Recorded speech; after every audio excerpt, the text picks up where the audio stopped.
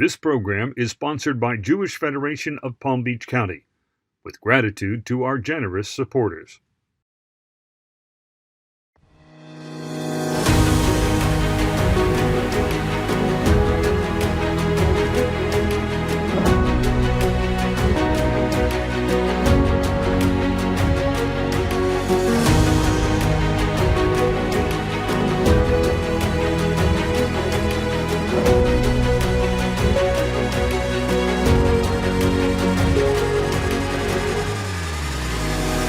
Welcome to Mosaic.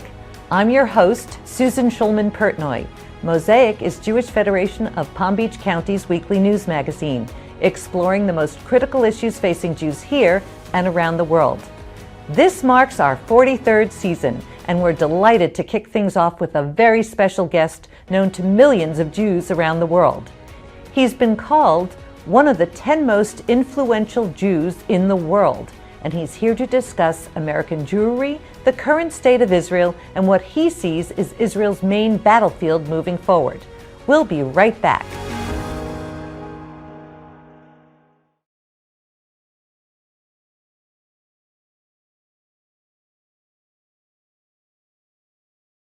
Every generation of Jews has been both blessed and burdened with the commission of doing what is necessary in their times for the survival of our people.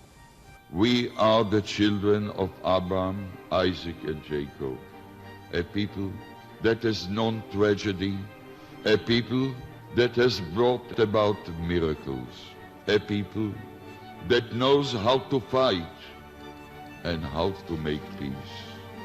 We do not have the luxury of despair. We have the opportunity to move forward, to get up again and again and again. That is what Jews do, and that is what we will do together. While others talk, you do. While others curse the darkness, you light a candle. A human being is eternal. Any human being is worthy of my attention, of my love. And therefore, I say it to you, when you enter this world and you say the world is not good today, good, correct it.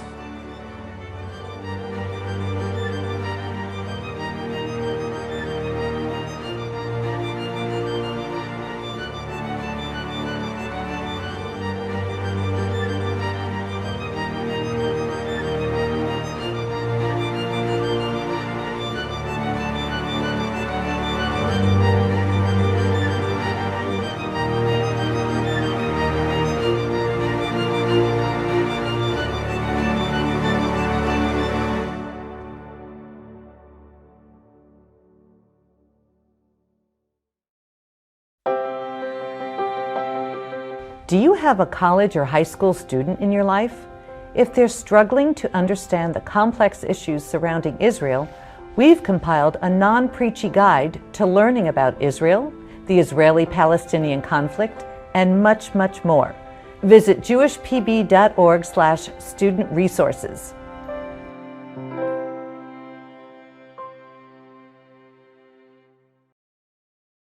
We're overjoyed to have as our first guest this new season the former Israeli ambassador to the United States, Michael Oren.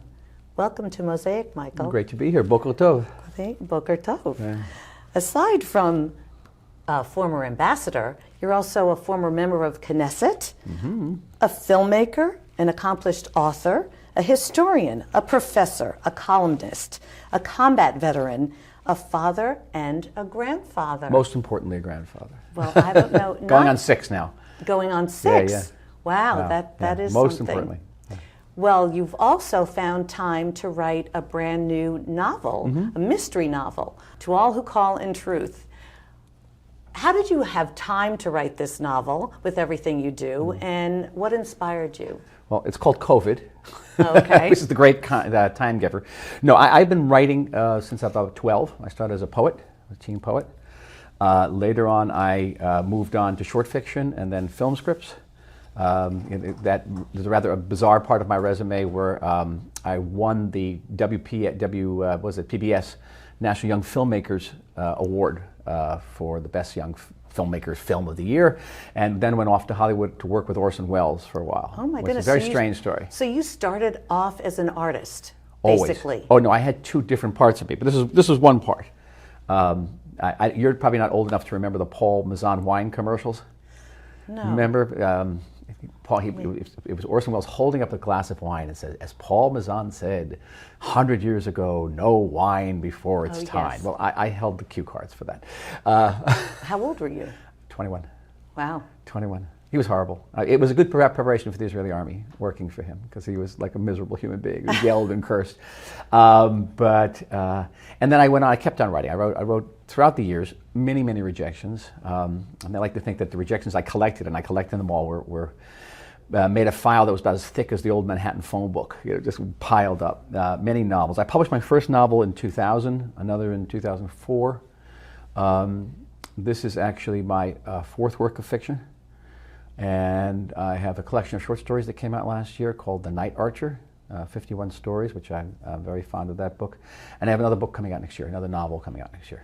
You talk about your Judaism in this book, and you set the book in the 1970s. Why did you choose to do that?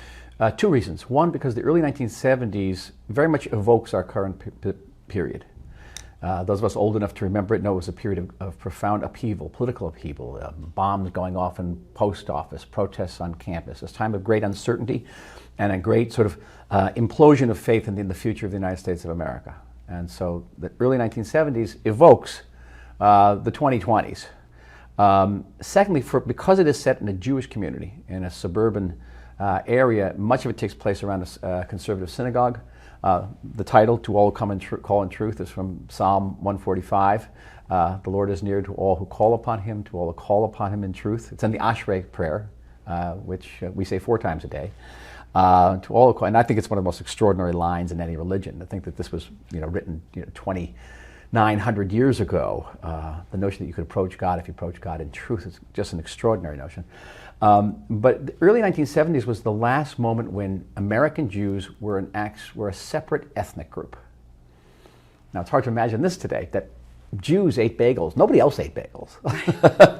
Why would you? They were hard and white, and you broke your teeth on them, and Jews ate whitefish, and Jews ate lox, but nobody else did.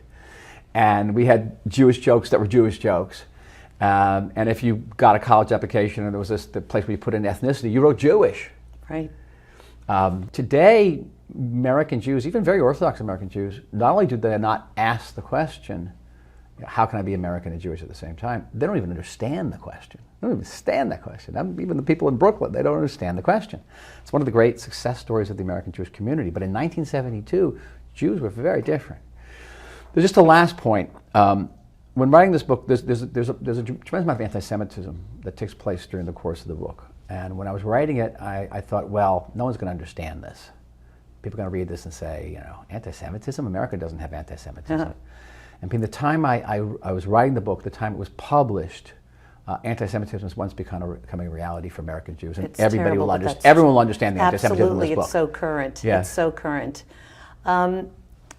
It's really quite I'm 3/4 through, and I don't tell me the end. Okay. I don't want the spoiler. Your dad was in the Army, and he was actually at the Battle of the Bulge. My father landed on Normandy, he and his brother, and in the Battle of the Bulge, both of them fought very, very hard. My father was a decorated veteran.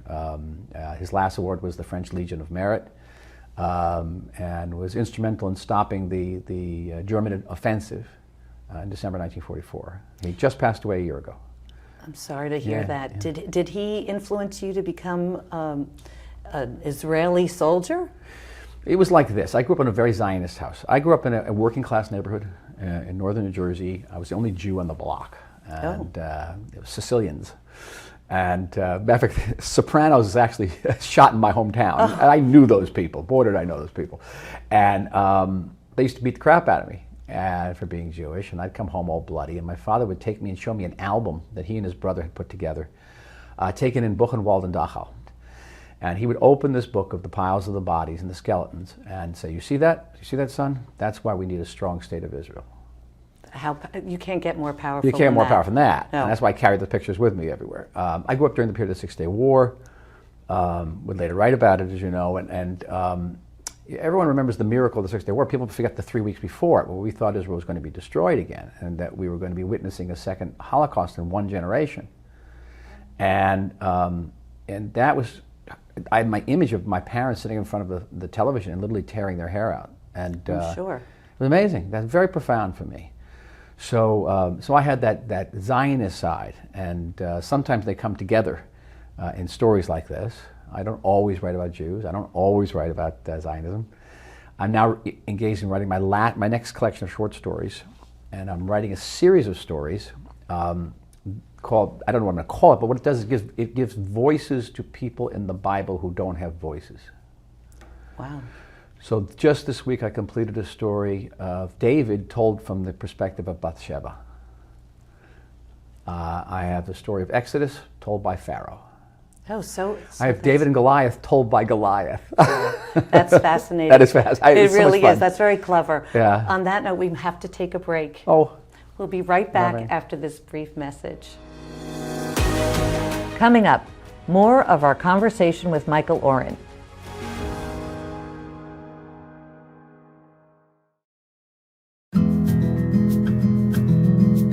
One of the best ways to combat anti-Semitism and all forms of hatred is through education. Learn more about the complex issues that lead to hate at jewishpb.org/standuptohate.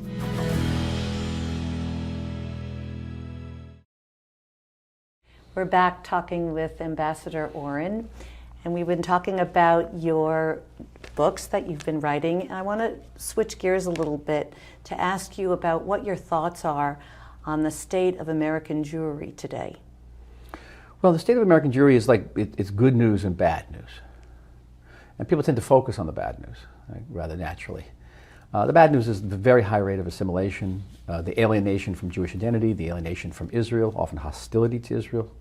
And it's incumbent on Israel. I can mention here that I'm running to be the chairman of the Jewish Agency. It's incumbent on the Jewish Agency as probably the only organization that has the sort of the experience and the resources and the personnel and the outreach to actually try to bring, very assimilated, particularly young American Jews, back into the fold.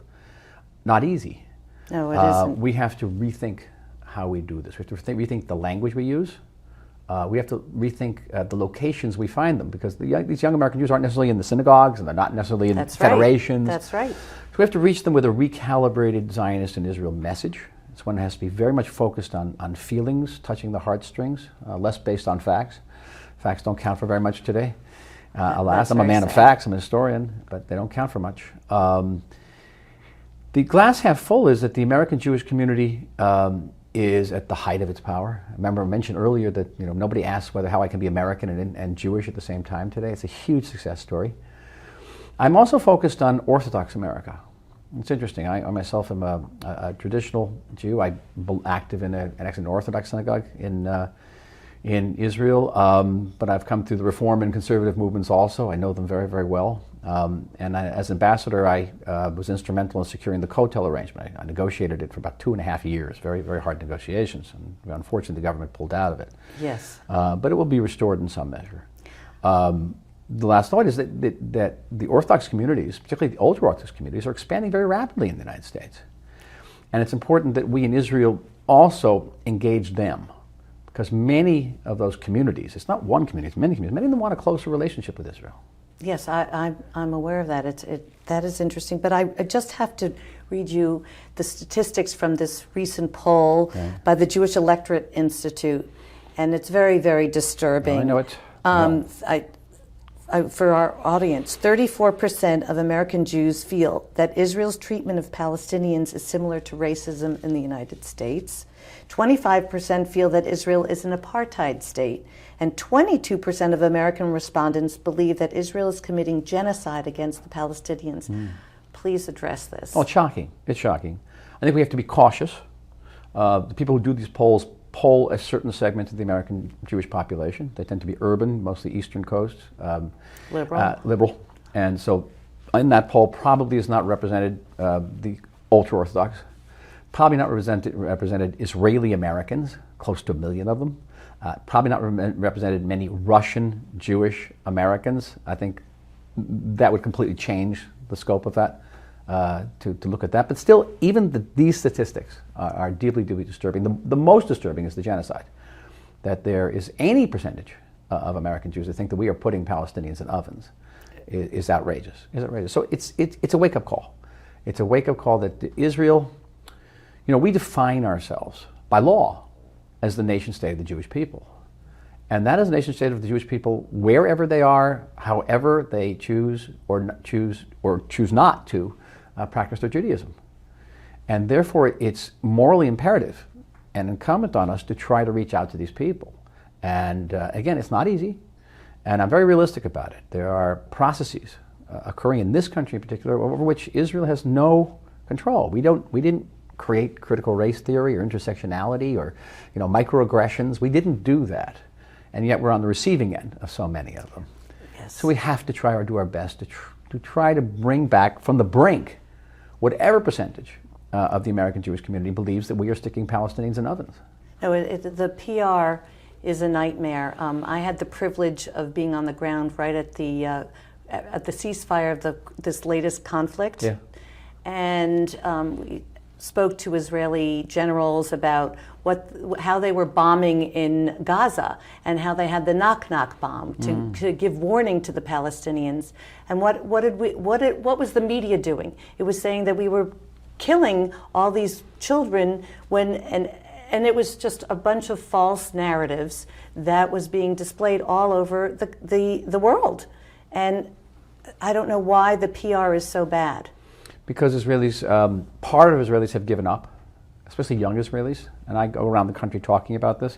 They'll say, listen, the world is anti-Semitic. They're going to hate us no matter what we do. If we got $100, let's not invest it in public diplomacy. Let's invest it in a school. That's a very tough argument to counter. It really is. Other is people come to the military who are trained to believe that you win wars by fighting them and not by making your case on a television set. That's a hard one too. And part of it is just sometimes just incompetence. In every war, the ones I didn't fight in, I was always very much involved in the media. And in last May, I was very much involved with the media. An American Jewish organization hired a PR person to make sure I got onto all the programs. I got onto everything from Morning Joe to, the CNN always. But nobody in the Israeli government was doing that. And I got no messages from the Israeli government, so I had to figure out how to explain Israel by itself. On I think the penultimate day of the war, we had a conversation with the Prime Minister. What are we going to do? They were waking up 8-9 days after the beginning of the war. What are we going to do? By which point it was too late. Moving on to the BDS movement, years ago you said that was going to be very, very dangerous for Israel. What are your thoughts about this Ben & Jerry's ice cream situation? Yeah, I rather presciently, unfortunately, I came back from Washington in the end of 2013, and I met with the Israeli defense establishment. I said, there's a thing called BDS, and you should know about it, and it's going to be very serious. And they sort of laughed at me, BDS. The important thing is that we have tanks, and they didn't quite understand that, and that our enemy's goal, they know they really can't defeat us on the battlefield. They know it. What they can do is create a situation where we do not have the legitimacy to defend ourselves, and ultimately we don't have the legitimacy to exist as a Jewish state. And they do it systematically. Every war they chip away more of it and more of it and more of it. You saw what happened in May. It didn't last 8 days. Back in 2006, the Second Lebanon War, it lasted 54 days. We wouldn't have 54 days today. And so that's a huge challenge. And when I was in Washington, I would tell my staff every time there was a battle going on, I said, our job is to gain time and space for the IDF. That's our goal as diplomats. Today, a very, very daunting task. The Ben & Jerry's situation is indicative of this, these are lovely Jewish guys who created this wonderful ice cream. And they were on Mosaic, by the way. Oh, really? Yeah. Yes. Hope you gave them a hard time. They, nobody loves Chunky Monkey, more than I do. I live for this stuff. Kama Sutra. Oh my God, that's the best ice cream. Go, and I want to give them an advertisement here.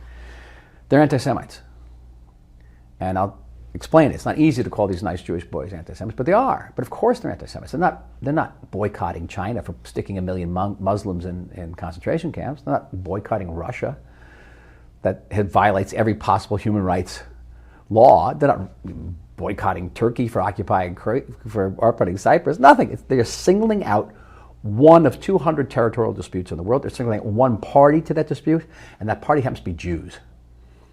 And they're boycotting Jews and a certain segment of Jews. That is by definition, has to be by definition, anti-Semitic. We have to take our final break. We'll be right back after this brief message. Coming up, more of our conversation with Michael Oren.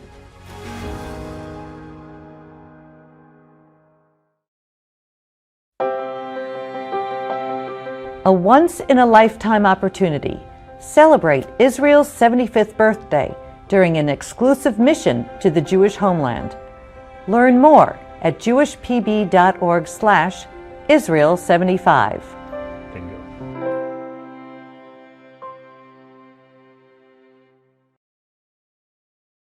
We're back with Ambassador Oren talking about the BDS movement vis-a-vis Ben & Jerry's.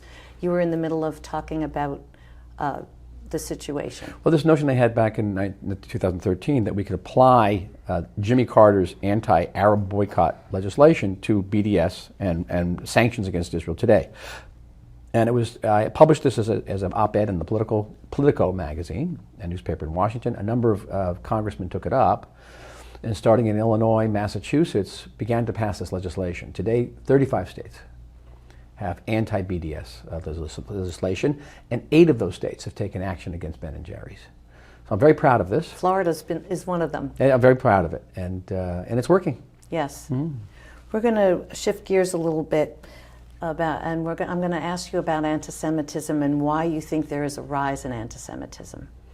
Well, there's a rise of anti-Semitism because of conditions that have given rise to anti-Semitism in the past: insecurity, economic dislocation, a feeling of helplessness, a loss of power, particularly in the United States, a loss of power, all sorts of tensions, ethnic tensions, an atmosphere of violence. All this contributes to the rise of anti-Semitism. America's biggest problem in confronting anti-Semitism is an inability to agree on what constitutes anti-Semitism. So the British Jewish community, which has never been a particularly strong Jewish community in the way the United States is, it doesn't have the equivalent of federation, was able to agree on a definition. And by agreeing on a definition, they were able to take down Jeremy Corbyn as the head of the Labour Party. Very effective. In the United States, I don't know if that'd be possible because there are such disagreements about what constitutes anti-Semitism. So we talked about Ben & Jerry's before.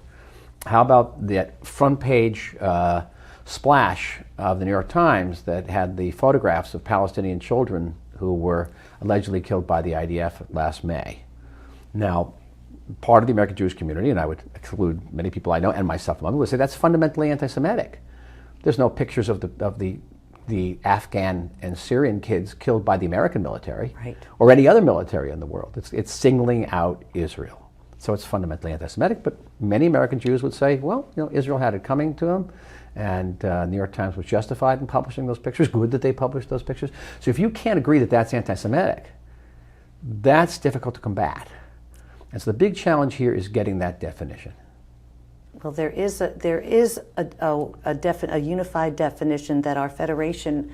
The IRA definition. The IRA definition. Which is an excellent definition. I fully subscribe to it, but not many people do. There was recently a petition by 300 leading American Jewish scholars who took deep issue with the IRA definition, particularly around the issue of Israel, whether anti-Semitism and anti-Zionism constitute the same thing. And right. I fully, of course, believe that if you denied the right of the Jewish people to self-determination, unlike other peoples in the world, that's fundamentally anti-Semitic. If you single out Israel for special condemnation, according to a criteria that you would not apply to other states, anti-Semitic. Switching gears now, I want to talk about Iran, which is a hotbed. You wrote that why Israel may soon attack Iran. Why do you think that might be necessary? It might be necessary because Iran is approaching what's known as threshold capacity. That is the ability to make a nuclear weapon in short time, whether it's a matter of weeks or a matter of even days. Now, the United States, in theory, could probably live with Iran that does that. The president has said time and again that he's committed to preventing Iran from getting a nuclear weapon, but he's not said that he's committed to preventing Iran from getting the ability to make a nuclear weapon. But for Israel, that's crucial. Were Iran to get that capacity, then we would be on constant high alert. If we wanted to respond to an attack from Hezbollah or from Hamas, they're both allies of Iran, we would have to take into consideration whether Iran would use that opportunity to break out and create a nuclear weapon. And that would greatly constrict our maneuverability and our ability to defend ourselves. So our big field right now, as there are international negotiations going on in Vienna about the possible renewal of the 2015 nuclear deal, we are deeply fearful that the Iranians are using those talks as camouflage to move toward that capacity, the ability to make that bomb in short order. And therefore, we have to be prepared to defend ourselves, to prevent Iran from reaching that. Then the bigger question is how will Iran respond? Hezbollah has 150,000 rockets placed under 200 Lebanese villages. The estimate of the IDF for the amount of rockets we would be hitting us every day would be between 2,000 and 4,000 a day. So we'd have to operate very, very quickly to eliminate that threat. A complex situation, indeed. And Israel, of course, is always the underdog in a no-win situation. Let's end on a positive note. I say we win by surviving, and we don't just survive. You know, a prominent American Jewish journalist once asked me, I get your tactics, I don't get your strategy. And my response was always, but our tactics are our strategy. You don't understand that. What he meant was, I understand why you go to war once in a while. What's your big strategy about making peace? No, our tactics have been, and our strategy have been, since 1948, is that we go to war every once in a while and we remind our enemies that it's usually not in their interest to make war with us. And we gain time. We gain 5 years, 10 years. And during that time we thrive. And we create Israel, while the rest of the region gets mired down and goes nowhere. And that is our strategy, to keep on earning that time until such a time that the Middle East changes. But that's sort of a rather messianic vision. Well, the Middle East is changing. Look at the Abraham Accords. But those accords wouldn't have come about if we hadn't had the tactic. If we hadn't repelled every attack starting in 1948. If we hadn't proven it time and again that we are not going to sit there and be wiped off the map. And in fact, we're going to thrive. And why did these countries make peace with us? They made peace with us because, first of all, they realized that they weren't going to succeed with war against us. But beyond that, they realized, hey, there's tremendous benefits to being allied with this country, which is economically, scientifically, technologically, militarily off the charts. And why wouldn't you want to be allied with that, especially since we have common enemies? So, I mean, it showed that the tactics cum strategy has worked very well since 1948. Ambassador, I so appreciate the time that you took to speak with us today. Thank you. Thank you.